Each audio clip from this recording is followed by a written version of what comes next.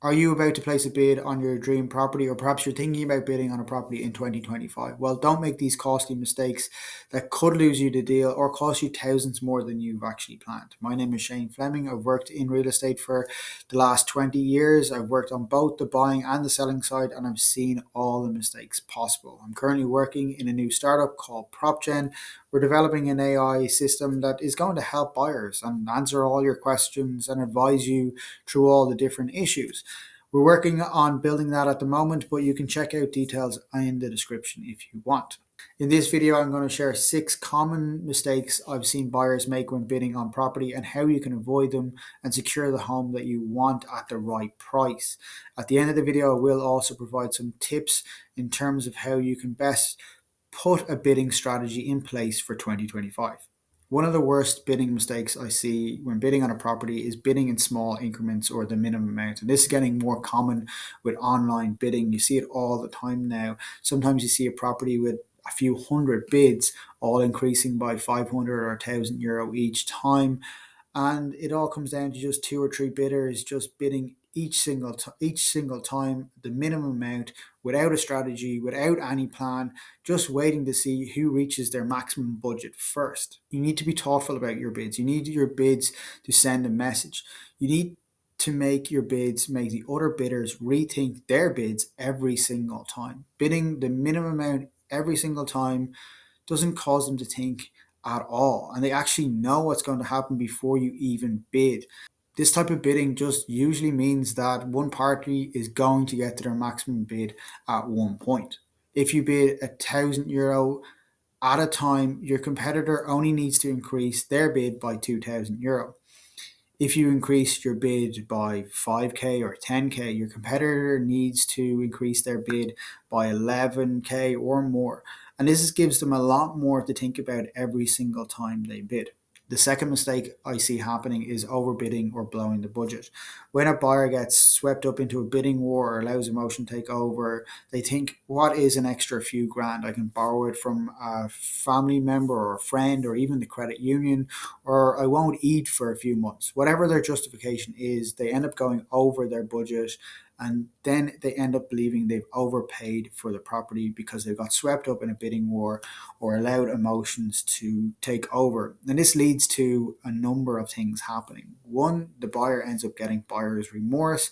They back out of the deal at a later stage if a small issue arises. And this generally leads to them having an outlay of costs for due diligence from a legal or survey point of view. Or two, you end up not getting mortgage approval because when the mortgage valuation is carried out, it just can't confirm your sale agreed price. Or three, you end up buying the property anyway and you think you've overpaid for it and you never lose that feeling. You can avoid this scenario by getting to know the market, understanding valuations, setting a maximum budget, and doing your research before you bid on the property. And it's not just your maximum budget you need to think about it. It's the maximum that you'll pay for that property. This is not the maximum budget that you have. It's just what you'll pay for that property. And what I'd suggest is write down on the card what your maximum amount you'll pay for that property based on your own research before you start bidding. And on the other side of that card, write, this property is not for us. And keep the card upside down until your maximum bid is reached. If your maximum bid is reached, flip it over and you'll see in your own handwriting a message from yourself saying this one's not for you. And therefore you can move on without any regrets. The third mistake I see happening all the time is not understanding what's important for the seller and the agent. Assuming that the top bid is all that matters is a mistake. There's loads of other considerations that might have an impact for the seller or the agent in terms of when they are viewing the best bids. Ask about the seller's timing. Are they looking for a quick completion or do they need to find a home themselves? If you're flexible on timing, make sure the agent is well aware of that and stated in your offer. There's other things that can sway a buyer or an agent. Also, perhaps you're looking to sell a house yourself and you haven't appointed an agent. An agent might look at that favorably as well. The fourth mistake I see happening is around bidding strategy. If you start to reduce your bidding amounts as you go on, as you get closer and closer to your maximum budget, They're telling a story. They're telling the other bidders that you are reaching your limit and they only need to stay on a little bit more to secure the property for themselves. The next mistake, the fifth mistake, I see this happening all the time, and it is telling the agent that you have reached your maximum bid when you're making your bid.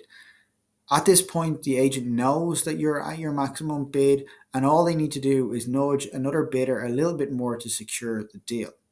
It's fine telling the agent that you are at your maximum point, but only do this after the agent has informed you that there is a higher bid than yours. Once the agent has informed you that there is a higher bid, you can inform the agent that you have now reached your maximum bid. You're happy that your bid can stay in play if other bidders drop out, and be sure to add any additional information in terms of you being flexible on closing dates at this point.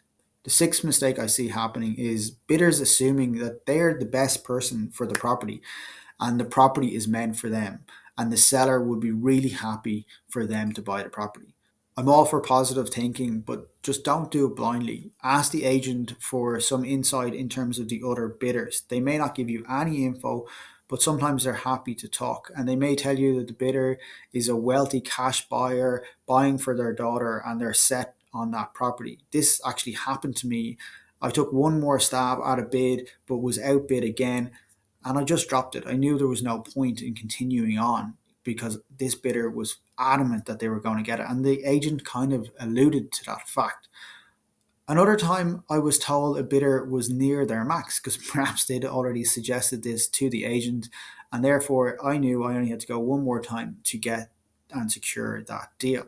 So you can use this information to your advantage, but never assume that you are the perfect person for that property just because you love the house. If you are bidding on a house in 2025, consider some of these tips to make sure you maximize your success and, more importantly, reduce your stress in the whole process. Number one, keep a track of recent sales, attend viewings, and ask agents about recent sales. Two, write down your reasonable maximum bid for each property before you bid on it. Three, have a bidding strategy. Stick to a fixed amount to increase your bids each time you go for it so that you're not giving anything away to other bidders when you're bidding on a property. Four, list out other advantages that go along with your offer in terms of flexible closing, etc. Five, pick a time each day to place your bid. I used to find placing a bid just before the office closed worked in my favor. If a party countered quickly before the office closed, I had that night and perhaps the next day to think about it. If they didn't make a counter, they had to think about it that night, and therefore sometimes they got cold feet. Six, be the first to bid. And I want to stress this is an important one. You set the tone, the agent will thank you for putting in the first bid, and generally they will revert to you first each time, and therefore you can maintain somewhat of control on the bidding process. There are just some things that you might consider when you are bidding on a property this year. It is important to know that with bids moving to an online platform, you're losing some control around this in terms of timing, but I would still consider making sure you have a strategy in place before you make your first bid. Hopefully you got something out of this video. Perhaps you can like and share it. And as always, thanks for watching.